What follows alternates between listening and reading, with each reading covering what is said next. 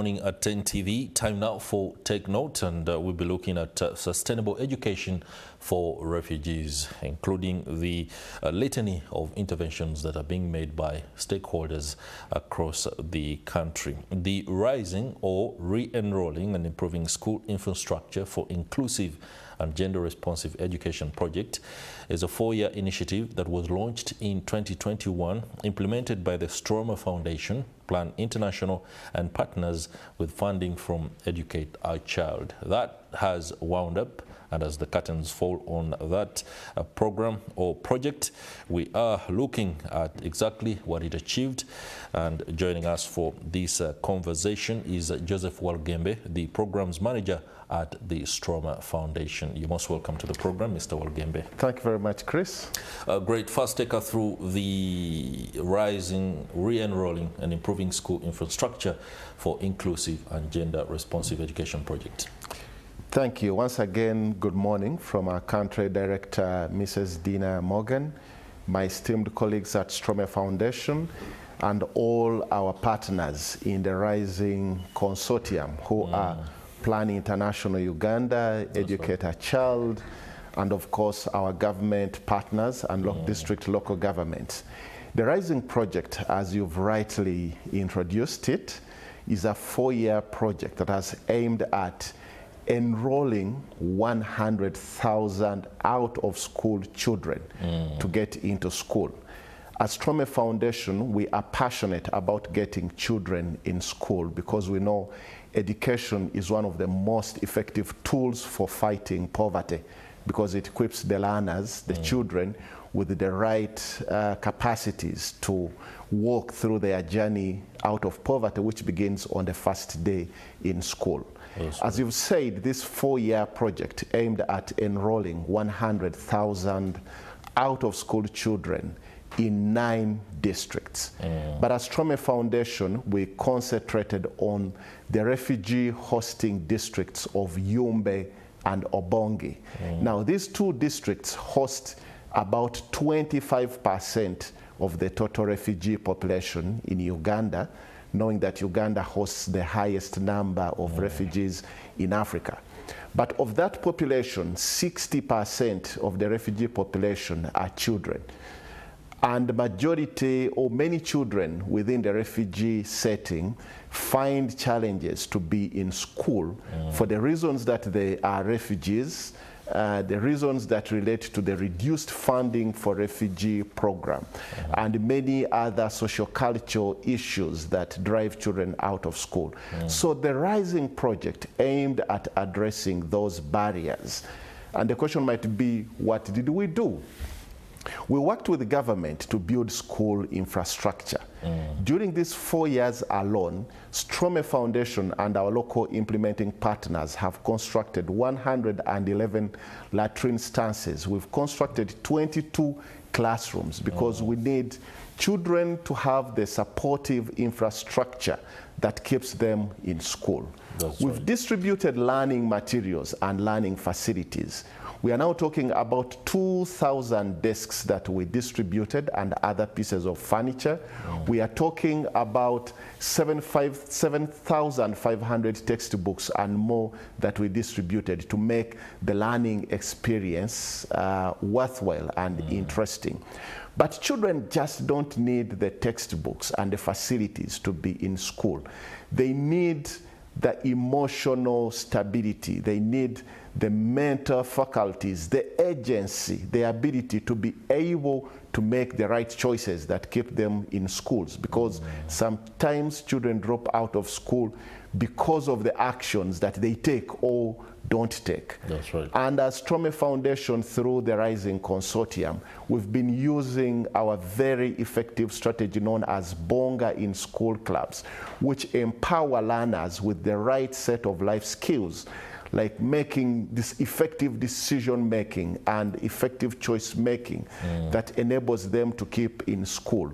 Along with that, we know that the girl child faces unique challenges, especially challenges that have to do with menstrual hygiene. That's right. And through the Rising Project, we've empowered more than 3,000 girls, but interestingly also with a number of boys, with practical skills for making reusable pads to make sure that they are sustainably supplied with menstrual hygiene products that they need to keep in schools. So with all these interventions, Stromme Foundation has contributed by enrolling more than 35,000 children in Obongi and Yumbe district back in school during the 4 years.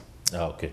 Thank you very much for what's no doubt a very good overview of what the Rising Consortium and the project is all about. But let me just ask for clarity purposes how the approaches are being rolled out.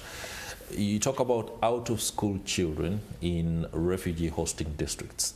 There are already interventions that are being done for in-school children, so to speak. Okay. Isn't there an overlap, for example? And if at all it is, how has this been addressed in order to ensure that those who are in school are catered for without necessarily shifting resources to out of school, or ensuring that those who are out of school are brought back to school without necessarily affecting resources of the other? I do not know how you are navigating that. Thank you very much. We know that the school is a system. It's an ecosystem that is affected by factors within the school and outside the school. And if you want children to be in school, especially vulnerable children like refugees, like children with disabilities, you have to address both the pull factors that keep the children out of school, but also the push factors that might get the children who are already in school to drop out. So for the pull factors, those factors that prevent, that pull children out of school, we've been working with strengthening community structures that would enable, that would facilitate, encourage children to get back to school. For example, we have formed Mama and Baba clubs, recognizing that parenting and the parents' role is very vital in ensuring that children keep in school. So through the Baba and Mama clubs, and we've created 32 of them in Yumbe and district, we've empowered mothers, fathers with the skills, the capacities they need to support their children to be in school. But also we've sensitized a number of community leaders. We are talking of communities with strong traditions, strong religious affiliations, but also the complexity of the cultures from South Sudan coming into interplay with the factors in West Nile. So we've worked with the community leaders to make them change agents into encouraging and supporting children to be in school. But when we get these children in school, you rightly ask the question, how do they stay in school? I partly explained that by saying we've been supporting the building of infrastructure and facilities which make school an enjoyable, happy, accommodative, safe place for learners to stay. But most importantly is the learners' agency, the ability of the children to know that school is the right place for me. Completing my education is the right thing to do. And that's why we enhance the bonga in school clubs to impart the life skills the children need. Okay. You spoke about the fact that Yumbe and Obongi districts hold 25% of the refugee population. Did I get that right? Absolutely, based on the statistics from the Office of the Prime Minister, which coordinates the refugee response in Uganda. Yet the rollout of this particular program targets 9 districts. What is happening in the 7? So similar interventions are happening in the other 7 schools, and those interventions were delivered by our consortium partner known as Plan international Uganda. But I'll speak more about the refugee situation in Yumbe and Obongi, where Stromme Foundation and our local implementing partners, if you allow me to mention, Community Empowerment for Rural Development, commonly known as CEFOD, and Rural Initiative for Community Empowerment, have been supporting, leading the consortium activities in collaboration with the very supportive district local governments of Yumbe and Obongi districts. Okay. The scorecard after the project elapsing is really commendable. Thank you. Especially given what I see you have rolled out. But there are calls for extension. I do not know how you are going to tackle this particular issue, extend. Where is it outside of the 9 districts to allow for greater work out, or extension to other areas within the settings that you've been working in? Our approach in development work is that before we think of doing more, we think of sustaining, maintaining what we've already achieved, what we've already done. And I'll briefly speak about the strategies that we have in place to sustain, to maintain the benefits we've already achieved in Yumbe and Obongi, and by extension in the other 9 districts by our consortium partners. And first is the empowerment of the learners, the life skills that we've imparted in the learners through the Bonga in school clubs are a guarantee that these learners now know the benefit, the power of education as the strategic path out of poverty. And I'm sure those children now have the agency to remain in school. But we've built a number of school governance structures in, I would say, 128 schools in Obongi and Yumbe districts. These governance structures are now developing and implementing school improvement plans through which they are working with other stakeholders beyond the Rising Consortium to address the barriers that would push children out of school and rather support them to remain in school. And one interesting and exciting intervention of the Rising Project, which I'm sure is the game changer, is interestingly the school garden. You know, hunger is a big challenge, and the parents and the children are often tied between spending the day in school versus being engaged in activities that to generate food to meet that very basic human need of eating. And through the Rising Project, we've created school gardens that have revolutionized school feeding in currently 32 schools where we've been working, and the intervention is being rolled out in the other school.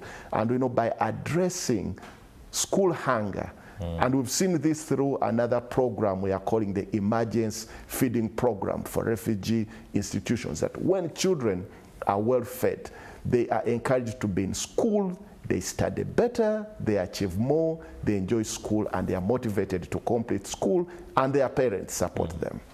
Okay, that is commendable work. Now, talking about project cycles, this is something that is well understood, that the curtains must fall on any one project at any one point in time. However, this happens at a time when the refugee question is basically around, or rather questions around funding, especially in light of the shifting priorities across the globe and within the donor communities. I do not know what strategies are being rolled out by the Stromme Foundation and partners to ensure sustainability is achieved, because sustainability comes down basically to the ability to maintain the flow of funds required.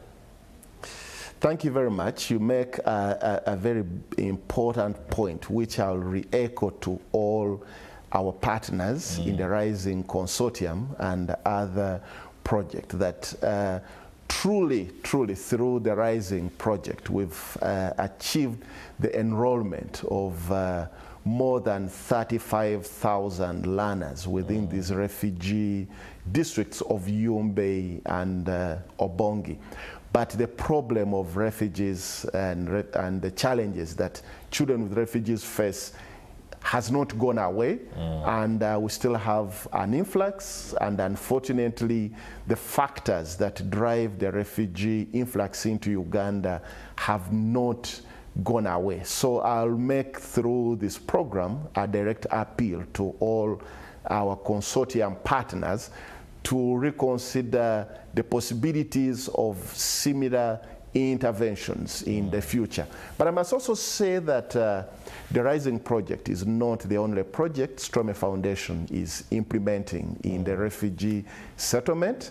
As I mentioned briefly, we have an emergency feeding program that is currently covering 10 early childhood development centers in Bidibidi, Parorinya and Parabek refugee settlement, but would have loved that this intervention reaches to the hundreds of ECDs to serve the hundreds of thousands who are going without enough food.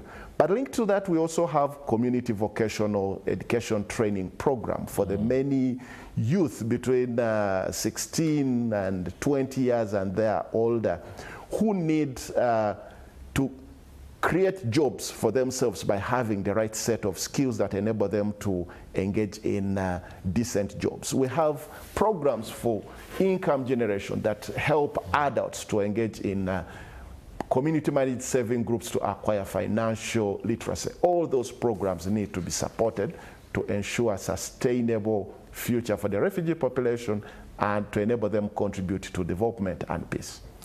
Thank you very much, Joseph Walugembe, Programs Manager at the Stromme Foundation, for bringing us up to speed with what's no doubt a very successful project, and we do hope that your work continues to transform refugee communities in the districts where you are working. Whether government can, of course, take some notes, especially on inclusive and gender-responsive approaches that change classroom dynamics, remains to be seen. We hope that collaborative effort can be undertaken by the government in, of course, working with agencies, including the Stromme Foundation. That will do it for our Take Note. But